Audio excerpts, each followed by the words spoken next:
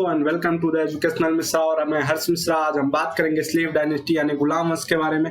और अगर अभी तक आपने चैनल को सब्सक्राइब नहीं किया है तो जल्दी से चैनल को सब्सक्राइब कर लीजिए। और मैं आप सबको सजेस्ट करना चाहूंगा कि इस वीडियो को देखने से पहले अगर आपने पहला वीडियो देखा होता तो आपके दिमाग में एक बढ़िया ओवरव्यू बनता, एक बढ़िया बैकग्राउंड बनता आगे वाले जितने आने वाले वीडियोस हैं सबको पढ़ने के लिए। तो गुलाम वंश 1206 ईस्वी से 1290 एडी तक था, यानी स्लेव डायनेस्टी। और इसके रूलर्स थे यानी कुतुबुद्दीन ऐबक जो कि इसके संस्थापक भी थे, और सेकंड जो थे शमसुद्दीन इल्तुतमिश, थर्ड रुकुद्दीन, फोर्थ रजिया सुल्तान, पांचवें बहरम शाह, छठवें मकसूद शाह, सातवें नसीरुद्दीन मोहम्मद, आठवें गयासुद्दीन बलबन, नौवें कायकुआबाद, यानी 9 रूलर्स इसमें थे लगभग। और ये दिल्ली सल्तनत की पहली ऐसी डायनेस्टी है, पहली मुस्लिम डायनेस्टी है जिसने दिल्ली पे रूल किया है।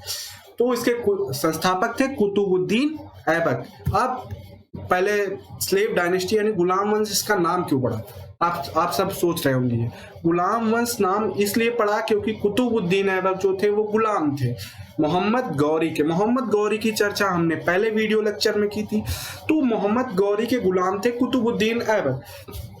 इसलिए जब इन्होंने दिल्ली की सत्ता अपने हाथ हथियाई तो इनका इस पूरे डायनेस्टी का नाम पड़ गया गुलाम वंश या slave dynasty. He was originally from the Turkey. Qutbuddin Aibak जो थे टर्की से थे।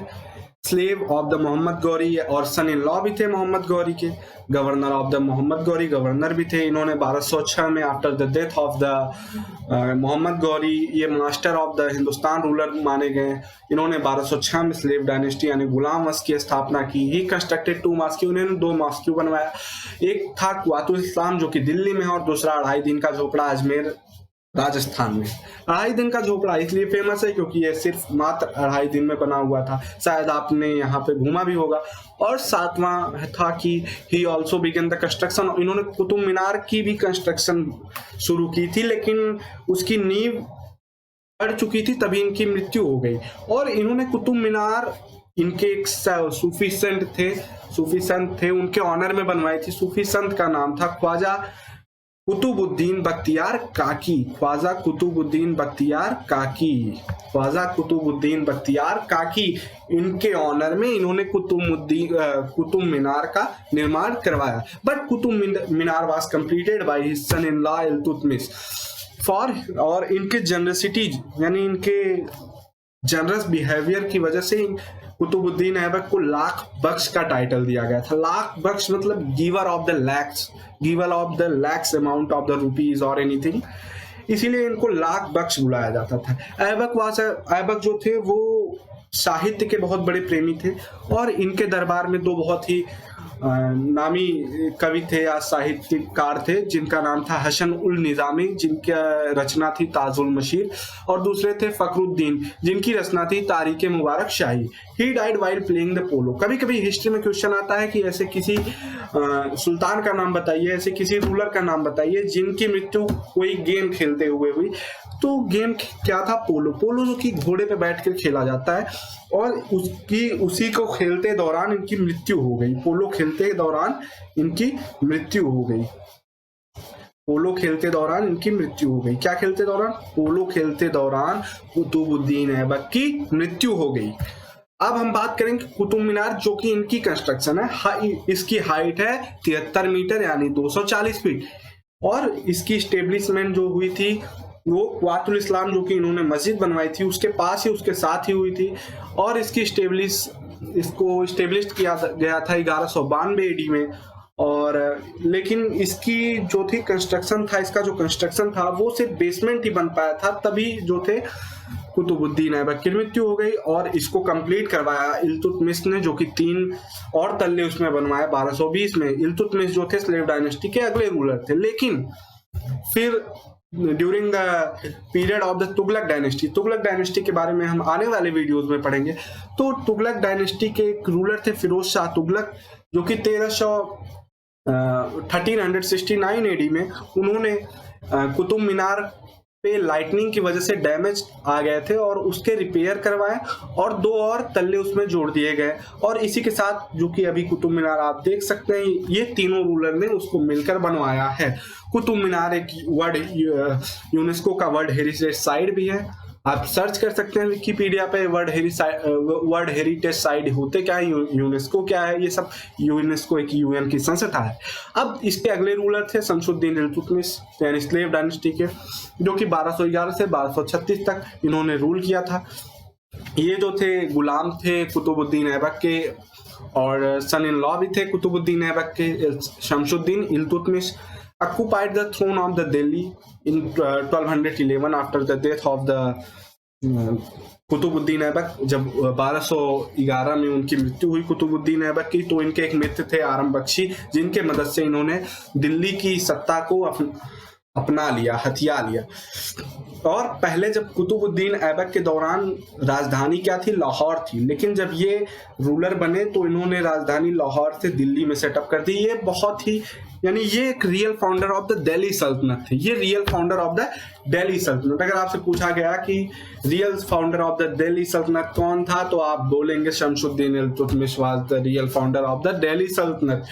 ये बहुत ही कैपेबल रूलर थे, कैपेबल और एफिशिएंट रूलर थे। इन्होंने चालीसा, यानी चालीसा या चहलगनी जिसको हम बोलते हैं, चालीसा या चहलगनी, बहुत बार हिस्ट्री में क्वेश्चन आते हैं कि चालीसा क्या था, चहलगनी क्या थी, या किसने इसका करवाया, किसने इसको निर्माण किया, किसने इसको संगठित किया। तो इसको संगठित किया शमसुद्दीन इल्तुतमिश ने। चालीसा वो है कि जैसे आज हमारे पास काउंसिल ऑफ द मिनिस्टर है या कैबिनेट ऑफ द मिनिस्टर है, वैसे पहले 40 लोगों का ग्रुप था, 40 ऐसे लोग जो कि एक पर्टिकुलर फील्ड में अपनी इंटेलिजेंस को साबित कर चुके हैं, उनका ग्रुप था, जो कि पर्टिकुलर मैटर्स पे जिन पे उनकी इंटेलिजेंसी है उसको ध्यान देते या उसको सलाह देते राजा को, या उस पे वर्क करते थे, वो चालीसा थे। चालीसा या चहलगनी उसको बोला जाता था।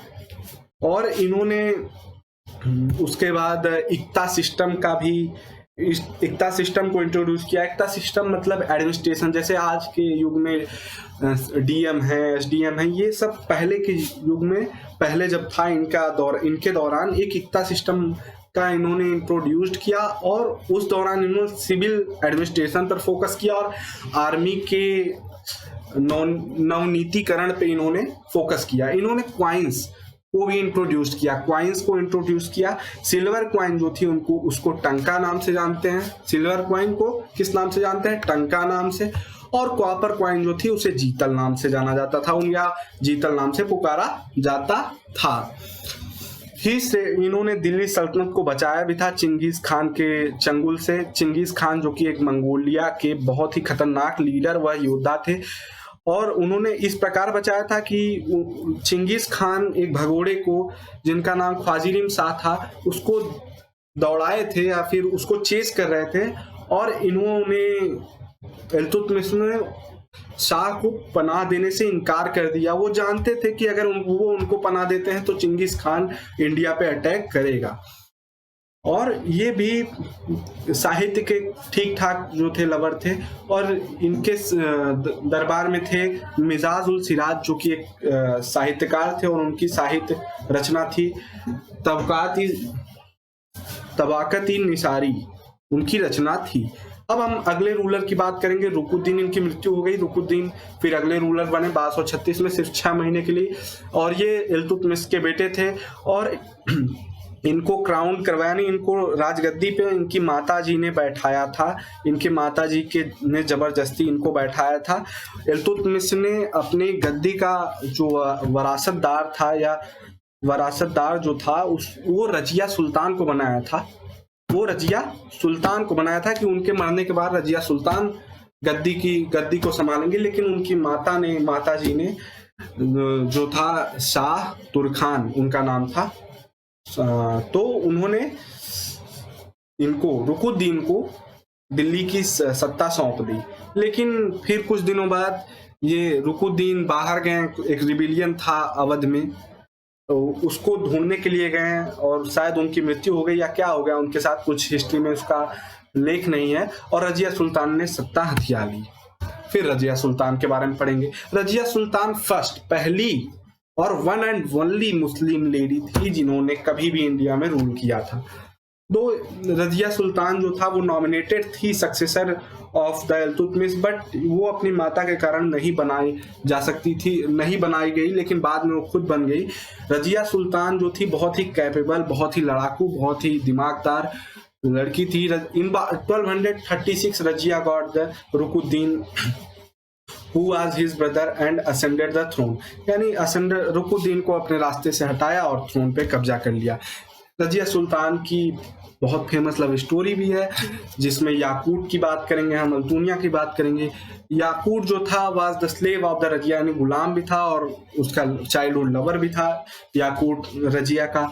और रिवॉल्ट और रजिया के खिलाफ जो थे रिवॉल्ट्स काफी सारे हुए, क्योंकि एक मुस्लिम लेडी थी और वो कंट्री को रूल कर रही थी और काफी सारे लोगों को ये पसंद नहीं था, तो इनके खिलाफ कई सारे रिवॉल्ट्स हुए, कई सारी क्रांतियां हुई, कई सारे विरोध हुए। तो उसमें मुख्य विरोध कौन कर रहे थे? मुल्तान की जो राज्य था वो कर रहा था, लाहौर कर रहा था, हंसी कर रहा था, ये सब लोग ओपनली रिवॉल्ट कर रहे थे रजिया के खिलाफ। अल्तुनिया के बारे में, अल्तुनिया जो था इनका दोस्त था और गवर्नर ऑफ द भटिंडा था, तो अल्तुनिया ने भी इनके खिलाफ रिवोल्ट किया, क्योंकि रजिया जो था याकूट के काफी करीब थी। लेकिन धीरे धीरे जब अल्तुनिया ने रजिया के खिलाफ जो था रिवोल्ट किया, तो अल्तुनिया और रजिया की क्लोजनेस बढ़ गई और ये याकूट को पसंद नहीं आया। लेटर और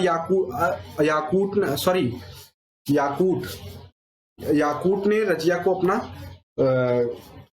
वो गुलाम बना लिया या कैप्चर कर लिया। लेकिन बाद में अल्तुनिया ने याकूट को मार दिया और रजिया सुल्तान से शादी कर ली। इन 1240 Razia became the victim of the conspiracy, यानी उस एक षड्यंत्र की विक्टिम बन गई। षड्यंत्र उनके खिलाफ किया उनके भाई, रजिया सुल्तान के भाई ने 1240 में एक षड्यंत्र बनाया और अल्तुनिया और रजिया को मार दिया इन्होंने after the marriage.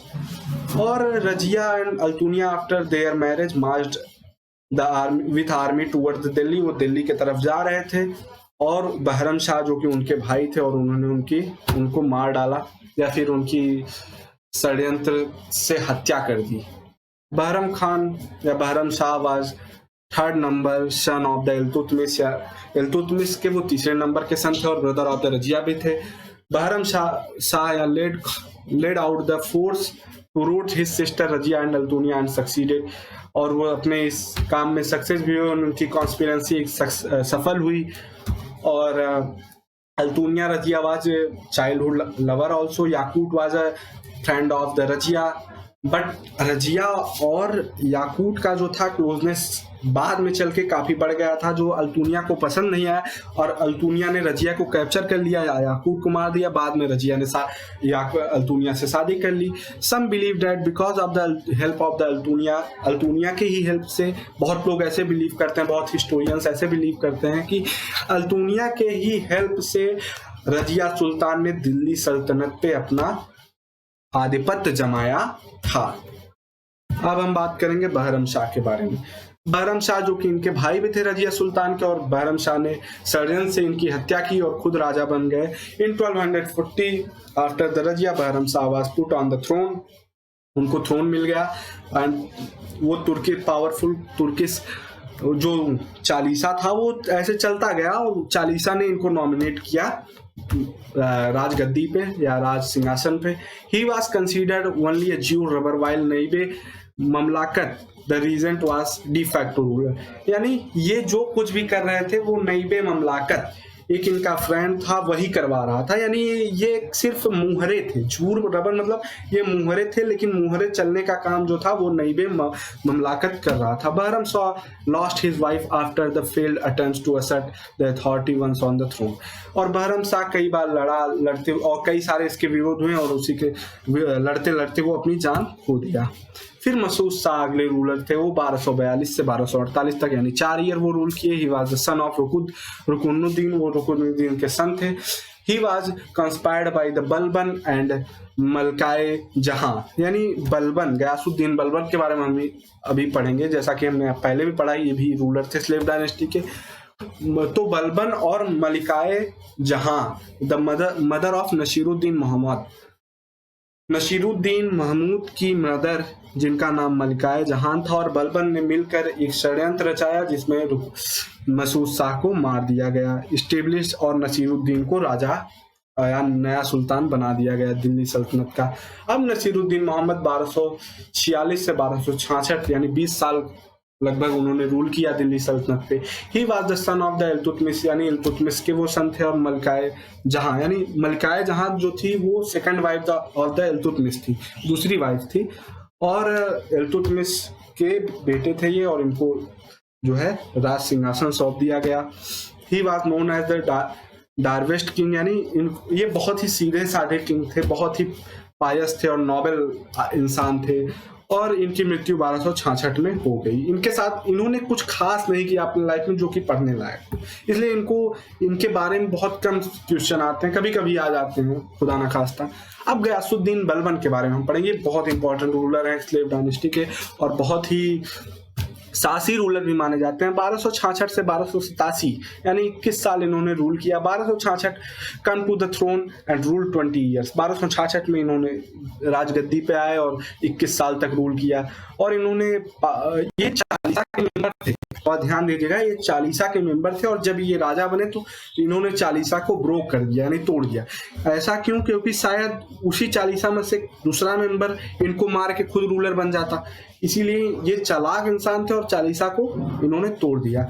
Appointed the spy system जैसे खुफिया एजेंसी आजकल इंटेलिजेंस सिस्टम होता है, उसी प्रकार पहले स्पाई सिस्टम था, ताकि ये अपने आप को बचाए रखें, अपने राज्य को बचाए रखें दूसरे राजा से, और पहले से ही दूसरे राजाओं के अटैक के बारे में इनको पता चल जाए, इसलिए इन्होंने स्पाई सिस्टम का निर्माण किया, इंट्रोड्यूस किया।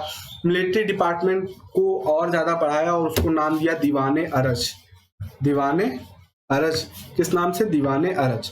ही created a strong military army to deal with the internal disturbance and external aggression like Mongols. इन्होंने एक बहुत ही स्ट्रॉन्ग मिलिट्री बनाई जो इंटरनल आंतरिक जो गतिविधियां थी उस पर कंट्रोल करती, और बाहरी जो अटैक्स थे, अग्रेशंस थे मंगोलिया के खासकर, उसको देखती। और introduce the policy of iron and blood. Iron and blood का मतलब है कि कोई प्रजा राजा का विरोध ना कर पाए, और अगर ऐसा करती है तो उसको मार दिया जाए। इन्होंने ये ऐसा सीधा पॉलिसी अपना दी थी, जिसको नाम दिया जाता है कि iron and blood. So nobody can oppose the king. He gave himself the title of Zille Ilahi. जिल्ले इलाही मतलब होता है शैडो ऑफ गॉड, और ये अपने आप को भगवान की यानी शैडो, भगवान की परछाई मानते थे, और इन्होंने अपने आप को टाइटल खुद से ही टाइटल दिया कि ये जिल्ले इलाही हैं, इनको सब जिल्ले इलाही बुलाएं। हिंट, इन्होंने पैबोज और सिजदा जो कि नमन करने का एक तरीका है, वो इन्होंने सजदा या पैबोज या सजदा इन्होंने इंट्रोड्यूस किया। पैबोज जो था वो kissing the feet of the monarch, यानी राजा या इनके फीट को जो जनता इनके पास आती वो किस करती। और दूसरा जो सजदा था वो सष्टांग प्रणाम, मतलब पूरा लेट के प्रणाम जो उनके चरणों में करती उसी को सजदा बोलते हैं। और इन्होंने डिस्ट्रॉय मेवाती राजपूत, जो मेवात के राजपूत ब्रिगेड थे, उनको डिस्ट्रॉय कर दिया। और जहाँ पे वो लोग थे दोब्स जो कि गंगा और यमुना के बीच में जो प्लेन आता है उसे दोब बोलते हैं, बहुत ही फर्टाइल रीजन होता है। और वहाँ के फॉरेस्ट को इन्होंने कट कर दिया और वहाँ पे ढेर सारे अपने किला बना डाले, रहने का स्थान बनाया। In his last days Balban overlook the saltanat affairs due to death of his eldest and most loving son Mohammad and rebellion by his closest and most loved slave Tughril. इन्होंने क्या किया, इनके अंतिम दिन जब चल रहे थे तो इन्होंने अपने राज्य में जो है डिसीजन लेने की क्षमता को खो दिया, और राज की तरफ फोकस कम हो गया, क्योंकि इनके सबसे बड़े और सबसे ज्यादा प्यारे सन मोहम्मद की हत्या कर दी गई, जो कि, और हत्या किससे हुई? तुगरिल, जो कि इनके फेवरेट्स या most loved, most closest slave थे, गुलाम थे तुगरिल, उनके द्वारा इनकी हत्या कर दी गई। और ये उसी की चिंता में दिन रात सोए रहते थे। और 1285 में बलबन की मृत्यु हो गई मंगोलियंस के साथ फाइट करते हुए, और तुगरिल जो कि इनका गुलाम था वो कैप्चर कर लिया गया और उनका सर कलम कर दिया गया। बी हेडेड मतलब सर कलम करना। अब हम कायकवाबाद जो कि स्लेव डायनेस्टी के अंतिम रूलर हैं उनके बारे में पढ़ेंगे। 1287 से 1290 तक यानी 3 साल इन्होंने रूल किया। ये grand son of the Balban यानी बलबन के नाती थे, यानी कि मोहम्मद के बेटे रहे होंगे। Was seated on the throne on 1287 by the Fakhruddin. Fakhruddin जो थे वो चालीसा के मेंबर्स भी थे, बाद में बहुत नोबेल भी थे, कोतवाल भी थे दिल्ली के, और उनके द्वारा इनको दिल्ली के सत्ता पे बैठाया गया। Fakhruddin was the Kotwal of the Delhi who assumed high political authority during the last day of Balban. Last day of अंतिम दिन, बलबन के अंतिम दिनों में इनको एक हाई पॉलिटिकल अथॉरिटी माना जाता था। और Kaikobad was killed by Khilji family. Khilji family, अब अगली फैमिली के बारे में, अगली डायनेस्टी के बारे में जो पढ़ेंगे हम वो है खिलजी फैमिली के बारे में। खिलजी फैमिली भी इनकी काफी क्लोज फैमिली थी, लेकिन और वो नॉबल्स भी थी, लेकिन उनके द्वारा इनको मार दिया गया। विच एंडेड द स्लेव डायनेस्टी। इसी के साथ स्लेव डायनेस्टी का अंत हो गया और beginning of the Khilji dynasty at the Delhi throne. और अब हम आने वाले वीडियो लेक्चर में बात करेंगे खिलजी डायनेस्टी, फिर तुगलक डायनेस्टी, फिर लोधी डायनेस्टी, फिर सैयद डायनेस्टी के बारे में बात करेंगे। तो आप हमारे चैनल के साथ जुड़े रहिए, चैनल को सब्सक्राइब करिए, वीडियो को शेयर करिए, लाइक करिए।